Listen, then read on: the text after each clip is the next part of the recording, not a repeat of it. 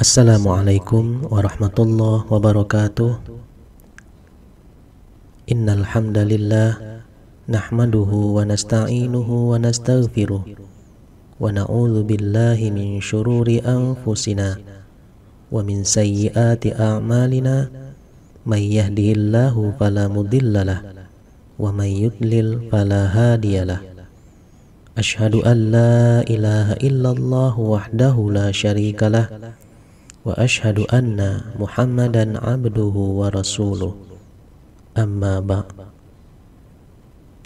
Kaum muslimin rahimakumullah, Al-Quran adalah wahyu Allah yang diberikan kepada manusia.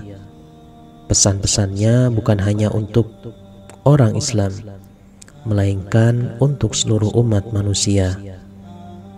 Al-Quran bukan hanya sekedar sumber hukum dan ajaran mulia, tetapi juga kitab suci yang jika dibaca dengan benar akan mendatangkan pahala.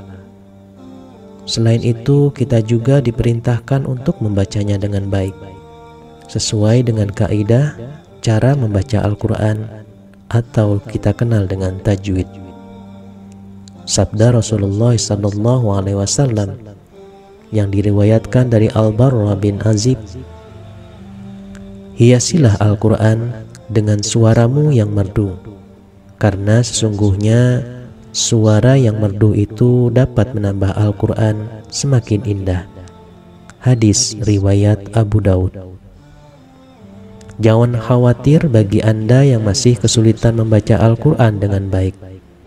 Selama kita memiliki niat untuk terus membaca Al-Quran dengan benar, maka insya Allah akan memberikan pahala untuk upaya kita. Hal ini sesuai dengan hadis yang diriwayatkan oleh Aisyah radhiyallahu an.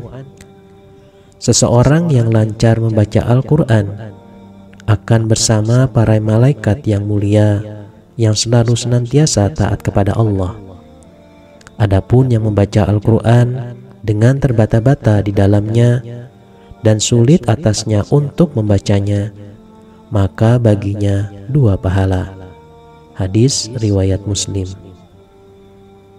Selain menjadi pedoman hidup umat manusia dan memberikan kebaikan bagi pembacanya, ada sedikitnya 3 janji Allah yang utama melalui Rasul-Nya bagi orang yang senantiasa rutin membaca Al-Quran atau bahkan menghafal dan mengamalkannya. Di antaranya adalah yang pertama, Allah akan memberikan ketenangan dan ketentraman hati bagi orang yang membacanya. Hal ini ditegaskan dalam hadis Rasulullah SAW dari Abu Hurairah radhiyallahu an.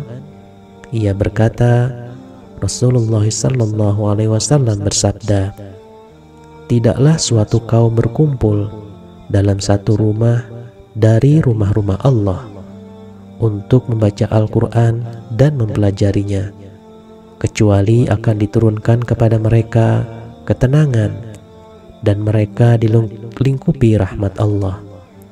Para malaikat akan mengelilingi mereka dan Allah akan menyebut-nyebut mereka di hadapan para malaikat yang berada di dekatnya. Hadis riwayat Muslim. Selain itu, mengkhatamkan Al-Quran adalah amal yang paling dicintai Allah. Dalam hadis riwayat Imam Tirmidzi dijelaskan dari Ibnu Abbas radhiyallahu an, beliau mengatakan ada seseorang yang bertanya kepada Rasulullah, wahai Rasulullah, amalan apakah yang paling dicintai Allah? Beliau menjawab, al-hal wal murtahal. Orang ini bertanya lagi, apa itu al-hal wal murtahal, wahai Rasulullah? Beliau menjawab, yaitu yang membaca Al-Quran dari awal hingga akhir. Setiap kali selesai atau khatam, ia mengulanginya lagi dari awal. Hadis riwayat Tirmidzi. Kemudian yang kedua adalah Al-Quran akan menjadi syafaat atau penolong di hari kiamat untuk para pembacanya. Dari Abu Amamah radhiyallahu an, Aku mendengar Rasulullah SAW bersabda, bacalah Al-Quran, karena sesungguhnya ia akan menjadi syafaat bagi para pembacanya di hari kiamat. Hadis riwayat Muslim. Perlu juga kita ketahui bahwasannya sebaik-baik manusia adalah orang yang mempelajari Al-Quran dan mengajarkannya.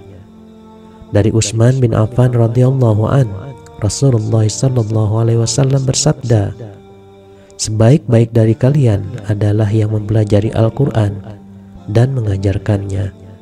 Hadis riwayat Tirmidzi. Kemudian yang terakhir, janji Allah bagi orang yang senantiasa rutin membaca Al-Quran adalah sebagai obat atau penyembuh bagi tubuh dan hati yang sedang sakit.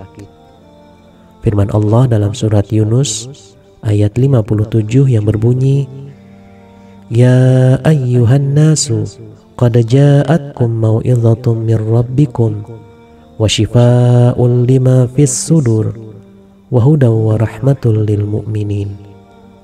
Wahai manusia, sungguh telah datang kepadamu Al-Quran dari Tuhanmu, penyembuh bagi penyakit yang ada di dalam dada, dan petunjuk serta rahmat bagi orang-orang yang beriman. Kita bisa meniatkan di dalam hati ketika membaca Al-Quran dan berdoa agar penyakit yang kita derita diangkat Allah Subhanahu wa Ta'ala. Namun demikian, untuk menyembuhkan penyakit secara fisik tidak lantas meniadakan ikhtiar pengobatan lainnya, seperti ke dokter misalnya, yang ahli dalam penyakit yang kita alami. Kaum muslimin yang dimuliakan Allah, setelah mendengar 3 janji utama Allah bagi orang yang membaca Al-Quran, apakah Anda termotivasi untuk membaca ayat demi ayat dalam Al-Quran? Tidak usah terlalu muluk-muluk bagi yang masih belum terbiasa untuk membaca Al-Quran. Mulailah dengan membaca 1 ayat dalam 1 hari, atau dari surat-surat pendek yang sudah kita hafalkan. Jangan ditunda untuk memulainya. Jangan malu dengan orang yang sudah mahir membaca dari kita, karena kita hanya pantas malu dengan Allah. Dan jangan lupa, niatkan selalu ibadah kita hanya karena Allah Subhanahu wa Ta'ala. Kita doakan semoga saudara-saudaraku sekalian dimudahkan Allah dalam membaca, mempelajari, dan menghafalkan Al-Quran dalam sisa umur kita di dunia ini. Amin ya rabbal alamin. Wallahu a'lam bissawab. Ihdinas siratal mustaqim, siratal ladzina an'amta 'alaihim ghairil maghdubi 'alaihim waladdallin. Amin. Assalamualaikum warahmatullahi wabarakatuh.